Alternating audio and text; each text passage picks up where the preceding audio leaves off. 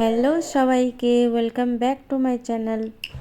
ফিরে এলাম আবার একটা নতুন ব্লগ নিয়ে। তো রোজকের দিনের মতন আজকেও সন্ধেবেলায় হাঁটতে বেরিয়েছি।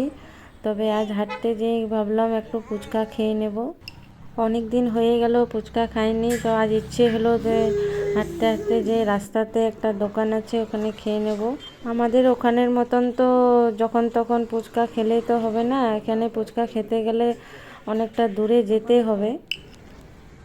আমরা থাকি অন্য লাইনে, এটা অন্য দিকে হচ্ছে। তো ওখানে থেকে এখানে আমরা হাঁটতে হাঁটতে এলাম। ভাবলাম হাঁটাও হবে আর সঙ্গে নাস্তা করাটাও হবে।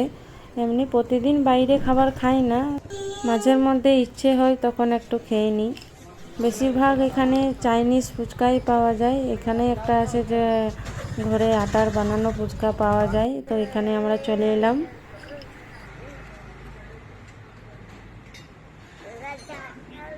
20 টাকার মাত্র 7টে ফুচকা দিয়েছে। এরপর ফুচকা খেয়ে নিয়ে তারপর খেয়ে নিলাম ব্রেড পকোড়া, সঙ্গে দিয়েছিল চাটনি। দুজন এক এক করে খেয়েছিলাম, আগে আমি খেলাম তারপরে আমার বর খেলো। আমরা দুজন খেলাম আর আমাদের মেয়ে টুকুর টুকুর দেখছিল আমাদের দুজনকে, যে এরা কী খাচ্ছে আমাদেরকে দিচ্ছে না। বেচারা, ওর জন্যে কিছুই হলো না। তো হয়ে গেছে আমাদের দুজনেরই খাওয়া, আমাদের মেয়ে খুব হ্যাপি। তো আমার এই মিনি ব্লগটা এই পর্যন্তই, দেখা হবে পরের একটা ব্লগে। Thank you.